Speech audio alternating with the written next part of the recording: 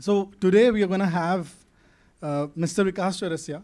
So Chourasia ji is a scientist in Ministry of Electronics and Information Technology in Government of India. He's also a thought leader in privacy, right? While we also had a brief chat rather, in Namma Privacy. So he was the one who gave a keynote where he explained to all of us and gave some answers, right? Key answers on to how we should take up, or what was the thought behind building the laws in Indian privacy infrastructure. So after this session, while we go on in this 20 minutes, 25 minutes thought process, we'll also open the session for Q&A.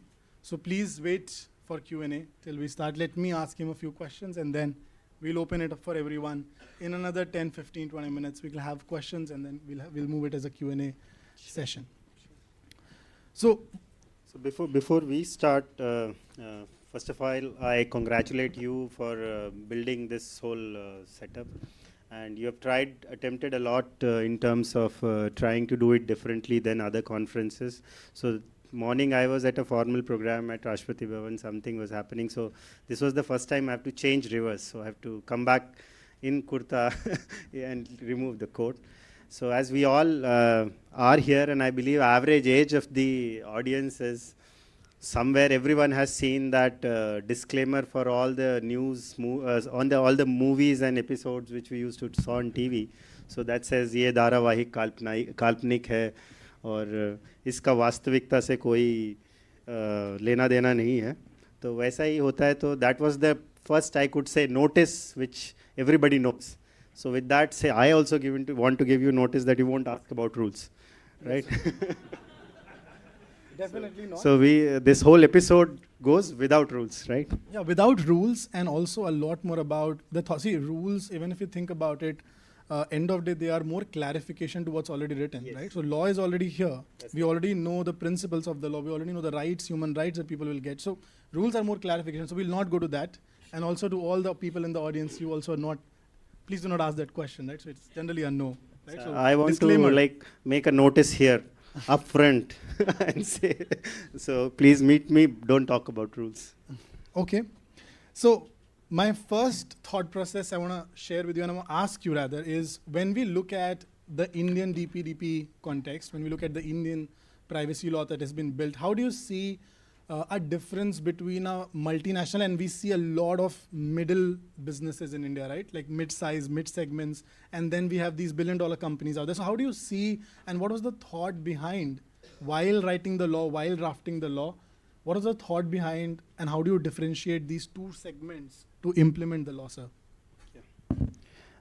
See, first of all, as we know, the current DPDPA, it started from PDPB and then came up to DPDPA. It has been a journey in itself, and started from very prescriptive approach like any other, like GDPR kind of heavy written law, to a very simplistic, quite an indigenized law, I could say, in a very simple, subtle framework, and doing things on a very principle-based thing. So there's a lot of scope given by the law in terms of for every sector, as you said, the MSME or a large company to innovate and expand and transform. So that is where our law gives a lot of freedom, I would say, and at the same time gives a lot of protection for the data principle in terms of the rights and enabling infrastructure.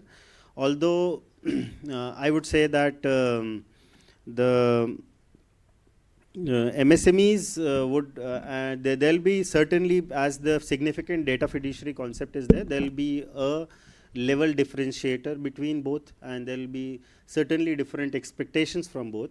But it will be a journey slowly, as it took years for us to come up to this act, which is presently the DPDPA. It will be a journey for its implementation and compliance too. And I believe it will be slowly growing, and there will be scope for both in terms of innovation and protection. So that is the kind of balance which we have tried to attempt. So when we, I think this is a very common thing that, and I generally travel out of Europe and come back here, and then I travel back. So when I'm in conferences there, and I'm listening to regulators, right? There's a context there which says, okay, now innovation can wait, right? And that's also a reason why when you look at Europe, and this is just the general thought in the market, if you look at the economy or whatever, so the AI, let's say AI is being developed. Now AI needs some data. So AI regulations when are coming, it also kind of also is slowing them down because anything that you want to test becomes high cost. So how do you see, and as you said, we are balancing innovation. Just want to check for all of us, like how do you see a balance that the law has brought through, because it, let's say, it applies differently to different levels, or it SPII, like how do you see that differentiator? And do you think that we also have, let's say, a US or a Europe thought process, like, or we have an Indian thought process or Bharat thought process? Sorry, guys. Yeah. He is very smartly pitched in the Bharat narrative and his way of thinking. So he wanted me to say this. Yes, it is an Indian way. We cannot really compare it with GDPR. And in terms of AI regulation, I borrow this from our learned secretary. I really liked the way he presented. So I'll again repeat the same which I did last somewhere somebody asked about AI. So AI gives the same thing, that it gives you threats and it gives you solutions. And as we are in a very, very Bharat context today, so I would say that the Vishnu Sahasranam, which is you could hear to by Miss MS Subbalakshmi also. So it says that, so the same analogy I am drawing. So it says that AI is like Vishnu. So the one who creates Bhay. So Bhay Krat and Bhay Nashak. So both is there in AI. So AI has both potentials. And as of India's approach, we have yet not ventured into any kind of AI regulation. We are slowly watching that happening in EU. I could not say that their approach is something which is counterproductive or something, but our approach has been not to regulate it too much. And also, when you see DPDP in itself is quite a good AI regulation. So when you say of any personal data feeding into AI, then DPDP is there around it. So bringing even this has to be rolled out and implemented. Compliances have to come in. This is in itself a journey, and coming out with another legislation trying to complicate the whole innovation infrastructure and the possibilities, and which is the strength of India as of now. We are leaders in all the IT solutions because of our innovative way of delivering. So we don't want to be a hurdle around it, and we let it grow itself. As of now, the thought process has not been to regulate AI, and we are letting it take its own pace. So and this is something that I'll also want to share an experience. When you said that we are growing IT products and IT companies at such a high rate, and this is the same thing that is becoming true for even our industry. So when you look at cyber, when you look at cyber tech, legal tech, privacy tech, all of us are building, and yes, definitely we are maturing the product here, but what happens once the product gets mature? It goes international. So I think maybe when we look at AI products and we train the data of India and then we mature and then we go out. So I think that's amazing for us. But still, I also, being in privacy and being an advocate where we want to see more right to privacy goes in the industry to the human being out there, how do we see, or what is the approach that of education for rights of people that you think we should take as an industry? And how do you think that will happen in coming days? Like your privacy and my privacy, like moving on from just from a law perspective. So also first to close on the first part, so as you said, AI to grow, the same time the technology is also growing, and with the privacy sensitization, what we see is that there is a lot of interest or the need generating for AI to grow and learn, but at the same time using the random generated data. So there is a method to do things. So I don't think that actually nowadays real personal data is needed for AI to learn or deliver something. So there could be a replica model, and generative AI is there to generate some set of data around it. So that will help.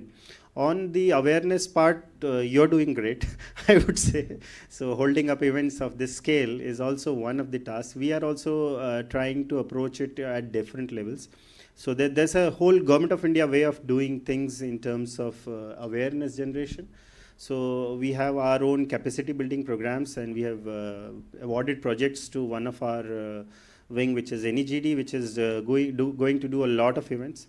We are also tackling at the student level, trying to build something which brings awareness right from the schools and colleges. So a lot is happening.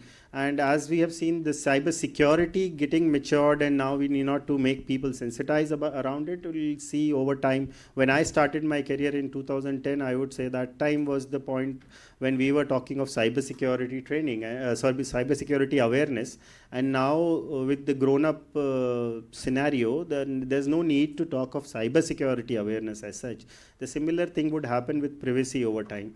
And on a fun side, I see a lot of cybersecurity companies trying to rebrand and bring products around privacy. So that is a normal business cycle happening, and will probably cater to the need of awareness in general. And once the rules are out, we'll be more aggressively trying to push things and make things roll out, and awareness will be doing countrywide programs around it. So when you said cybersecurity products, trying to, do a bit more, I think it always also is an advantage for them, because they already have, already working somewhere. So they have a bit more access also. So I think it kind of overall, when you look at such big companies, they are always an advantage, right? Overall, when we say as infrastructure. So it's good for the industry. If you're having here, building here, going out, selling it, let's say international, I think it's always good for all of us. Yeah, that's true. But it's always being discussed as CISO role and a DPO role being differentiated. So the same fashion, that kind of demarcation happening between a cyber security company and a privacy, because the roles are entirely different. The requirements are the lens, the spec which both companies wear are entirely different. From the market access point of view and the business point of view, I understand that a company already having a foothold in as a client is easy to but this is not, I see that cybersecurity is quite eliminated from data protection requirements, as this is more of a process game, and that is largely a technology game. So that's where some differentiation will be there, and that's where the scope is there. And we see a lot of companies I visited in the morning, the kind of demo place down, one floor down here is there. So they all show that strength, that there's a huge business potential, and which a company with a fresh thought process around processes and delivering a data protection product would really succeed in those senses. Yeah, and totally with you. I think a lot of times this is a general market phenomena. So when I go to Middle East, like GCC, what I see is DPO roles are generally going in and merging to GC roles, right? So the general counsel roles or the legal is kind of the owner for these things. But when I look at Europe, it kind of becomes independent, or it kind of gets divided, because the operations, like, somebody has to do risk identification, that kind of goes towards the risk teams. Somebody who has to sign contracts kind of gets, so I'm saying, like, in Europe, it's a lot more division, sir. In GCC, a lot more legal. In India and in US, I see, and this is just my perspective, right? I see a lot more security folks taking it up, because of obvious reasons, that data knowledge is the basic for managing this compliance. Sure. So, but yeah, I think overall, I would also open it up. I think this question is a very big question across the globe. Should CISO be a DPO? Should general counsel be a DPO?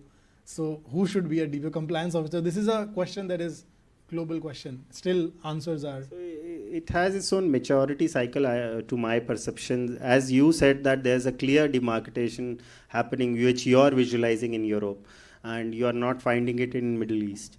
So that is about the maturity cycle. And once India also grows up in this ladder, we will also have some clarity. And it's just that when the risk started materializing, when the penalty gets imposed, all such things, when the whole ecosystem moves one step forward, this clarity will be there in all our minds, and there's no need to worry around it.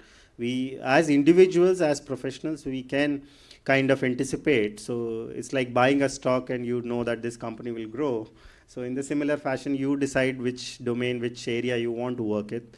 But this will have in itself a quite good foothold profession as such, to my mind. Yeah, I definitely. I think for professionals as such, I think this is something, last time we were in IAPP conference, and my colleague said something like, if you're a privacy professional, it's, as you said about growth, I think it's also good to learn quickly and move on to AI, so that AI trust, because it's a very similar thing for data perspective. So I think that's just adding on. I would also request you, sir, if it's okay, I can open the session. Yeah, sure, please. Yeah, Better that we listen from everybody and try to answer. So Again, every data collection, there should be notice. So again, a notice. So questions, I'll do the review first of the question. If the question is good enough, we'll go next. Yeah. Any question is good which doesn't ask about rule. That filter we will mix up. Please, who wants to ask a question? Okay, we will go first and then sir. Yeah. Hi sir, thank you so much for your comments. This is Raghav. I have a question with respect to the unlawfully processed data. So much of the conversation is focused so far on the lawful processing. So how does MeitY or the Government of India plan to tackle this unlawful processing of data, especially personal data, by bad actors or malicious actors? Can you just elaborate a bit, very specific, some instance which you have in your mind, because Sure, there's a huge spectrum which you are talking of. So there was some news some time ago that the IT Act is being replaced by the Digital India Act with respect to, for example, data that is unlawfully collected before the DPDPA was implemented. So even the DPDPA itself talks more about lawful processing, lawful grounds of processing. So what about that data that is already collected by unlawful means and is lying with malicious actors currently? Thank you. Next question. Sir, please.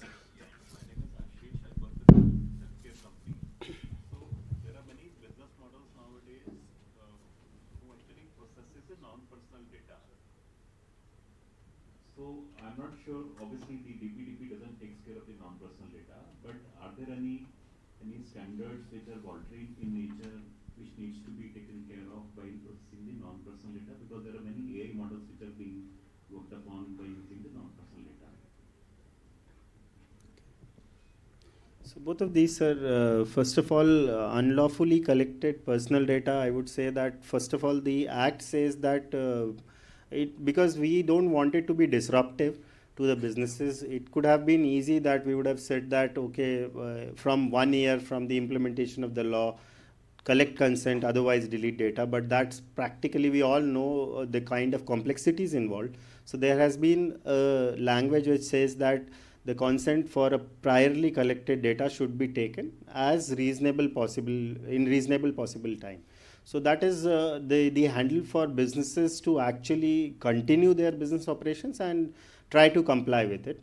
So somebody would probably argue that what is reasonableness? So that has been left because this is an umbrella law and it's not a sector specific law where, say, RBI has to decide something in terms of reasonability. They can probably do an exercise with all their banks and come up with a number saying that, okay, this time is a sufficient time for all government of India, all banks in India to do something. But being the umbrella law, it's practically not feasible and not advisable for us to come up with any timeline. So that kind of reasonableness parameter has been left. Towards completely unauthorizedly collected data, I could say that, see, that if I also pass the baton to you, you will also not have any exact solution to it. But how probably this will be tackled is that, because it's a behavioral change in the society, will kind of upscale itself in terms of the whole processes. So over time we would see that because once the unauthorized data gets collected is fine, there has been already been collected, and when it goes on processing and you're able to find out some nodes where it is getting processed, and then you complain to the DPB and there will be a solution. So a slow deterrent process will be there. There's no way to I could say that's no possibility that I say that your phone has some problem, so you completely wipe off your phone now and make a factory reset. It's not possible. So you are asking for a factory reset for the whole country, and it's not possible. So slowly sanitization will happen and it will progress. And on this side, it was an NPD, sir, non-personal data.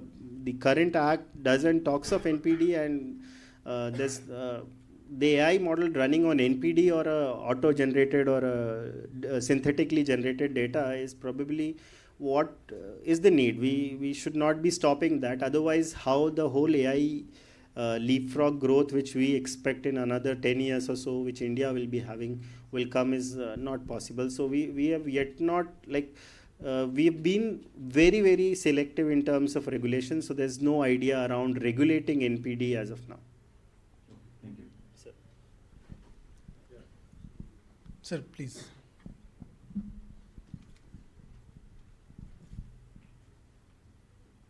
I just wanted to add and support the question of the non-personal data. Though I think we are discussing about the acts, but in order to implement act, it is not only we need to have a compliance, but to support that, how we'll implement. There are a lot of frameworks and standards globally and countrywide, and regulations, policies are there. I just wanted to bring to the knowledge of all of you. ISO International Standards Organization, they have got standards, and very soon this 27001, which is the Information Security Management System, which has been 2022, a new edition has been published. And as per the ISO policy, there is a transition period of 3 years so for any organization to implement that. I just briefly will describe you, this is a bigger subject, but earlier this ISO 27001 standard was termed as Information Security Management System.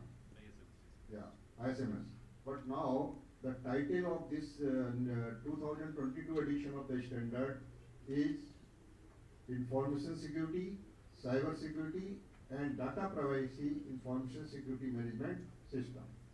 So in a way, like many aspects like data leakage prevention, data masking, and many other aspects in general of regarding the data security and data management, including privacy, everything is has been covered in this standard. So this becomes a good basis for this standard for any organization to implement this aspect.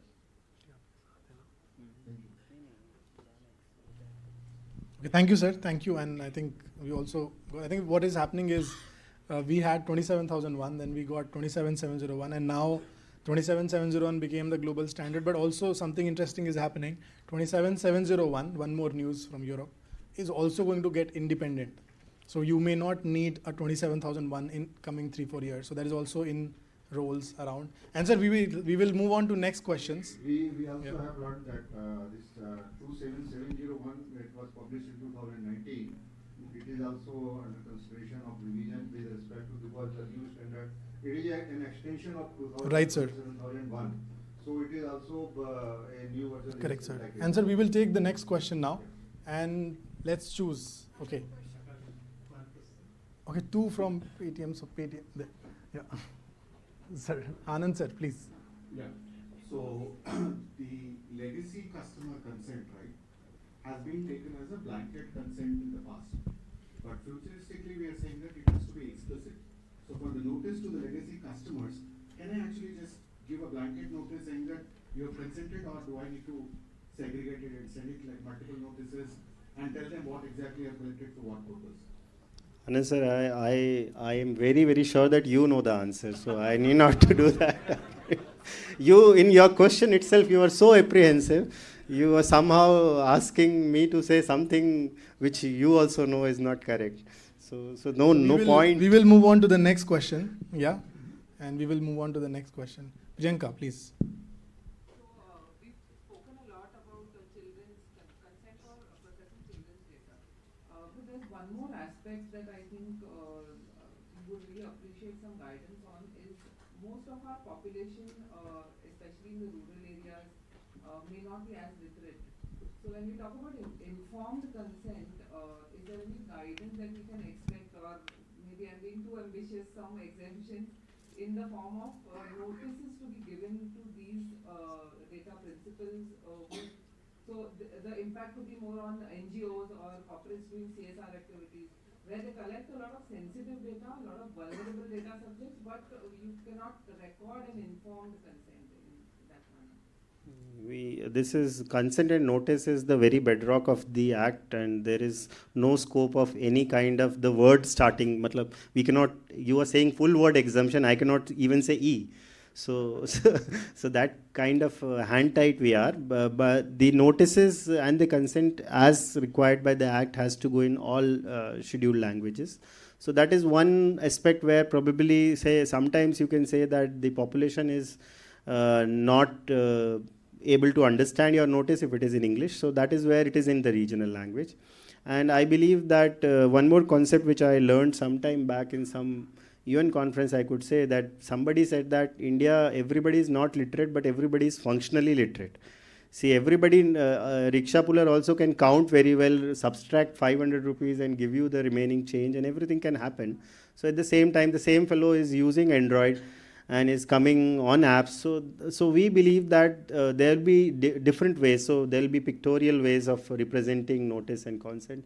So there could be innovative ways. So if there is a will, so there is a mandate from the government, and if there is a will from the implementation organization, if both are amalgamated, and a product will come out which will be really catering to the need and will be truly indigenized and can cater to the kind of vast, varied user base of us.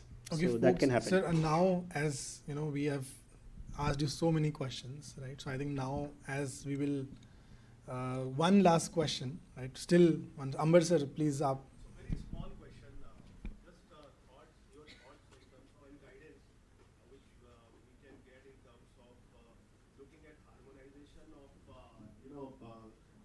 the implementation of the rules, or not the rules, sorry, I don't want to mention about it, but the implementation of the provisions of the act and with the sectoral which are already there, RBI, SEBI, IIDA, PFRDA, TRI, they already have sectoral regulators already have these kinds of regulations in place, either in parts of their rules or regulations or through circulars. So any thoughts and guidance in terms of especially areas of potential breaches and appels and action, so that for the same cause of action there are non-multiplicity of actions which are taken. So this is very tricky, and I just want to, because this came to my mind, that rule will have some specific thing for needs for children in case of health and wellness. So some such carve out is there. Specific, Sir, very, you just very. missed the disclaimer. Yeah. We talked about it. Yeah. I myself. Yeah. It's okay. But I said something may have. Okay. So with all, most of the majority population is lawyer. May has its own interpretation. May and shall. So I am not venturing there. Sir, on the sectoral part, I would say that it's very tricky for, say, we didn't wanted a mega regulator. We wanted other regulators who know their sector to do the main work. And whenever it comes on data protection, we will do so. I guess that and even I believe that sectoral regulator have taken step forwards towards implementation of DPDPA, and they are more sensitized and more prepared. Right, like he said that a security company already had a foothold, and they can then sell a privacy product in the company. The same fashion, we presently have to establish a regulator, and an existing regulator is much better equipped to actually do things. So that's where a lot of things is happening, but it will never be a multiplicity, I feel, because as it evolves, there will be a ample clarity to say that whether it is a DPB subject or it is a sectoral regulator subject, and the law also provides for both being in existence. That's there in one of the section, that the sectoral regulator governs the subject unless it comes on data protection. So that's very much there, and even the sectoral regulator will probably, to my understanding, I should not be saying that from MeitY or DPB side, but they will be the torch bearers, and they will implement things faster because they are already in existence. This is one module which they have to bring in. For us, it is the complete regulator has to be set up. So in that fashion, they will lead, and there will be very less scope of any kind of conflict between. And sir, I'll tell you. And I'll tell you from my experience working with people, industries, companies, especially in fintech, all the names you took, right? These checklists, frameworks, requirements are already there. So it's like even if a board is coming in some time, the regulators that are existing, they've already mandated. It's an indirect, it's like it starts like a thing that you need a check mark, and then it goes on by as the regulator also slowly building around it. Yeah, you start building around it. So because look at the data, when we are the massive 1.4 billion population, privacy will affect the most. Like it's the most thing. Like for us, when half I was reading some stats, like millions of people are on the phone, and once that happens, I think then we will be the biggest infrastructure of data across the world. So leaving behind. And very interesting thought, I would close with it. So our right to nominate is something which is very, very unique, and that will also drive a lot of things. I was reading a book by a Norwegian professor last month, and very interesting fact, which, see, sometimes there is air, we don't know that air is there in the room. Sometimes we don't realize things happening, but they are happening around us. So that book reveals to me that in another 10 years, there'll be more dead people on Facebook than living people. So which is a fact. And if you could follow the latest, that movie CTRL Control, you see the power of the dead people's data. So you can have an AI avatar which can be sold on a subscription service. And so that kind of power deadness data could do is very fantastic. And Facebook wants to hold that in their data center. They are not charging you first when you are living, and they are giving you data service till your 7th generation. So why they are doing so? And that's where we come in with our at least right to nominate. So there's no point, say somebody's family, some casualty happens, somebody dies. In the family there will be a divide that 50% people say, as the clothes are burnt, as the body is burnt, now let's close the Facebook channel, Facebook probably account, and somebody would say, no, we want it as memories. So there's a conflict of thought process, and that's where right to nominate kind of innovative solutions from the legislation which we currently hold plays a crucial role and will shape up. And I thought time was up and you closed the mic. So that happens usually. No, sir. So at least Keynote. give a notice. Your time is over and I'm closing your mic now. No, sir, we are not doing that. Thank you so much. Thank you. Yeah. So guys, 3 cheers.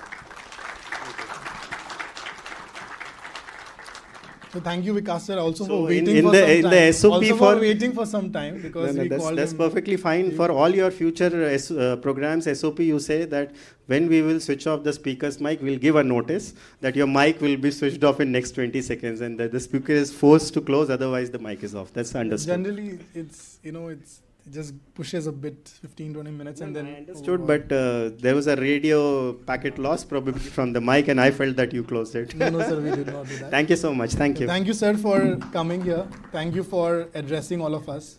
Thank you for answering our questions, by the way. Right? So compliances may be tough at initial. So when I was to change from my tie and coat before coming to the event, I was feeling why this compliance of wearing kurta, but it is comfort later. So fun. Thank you.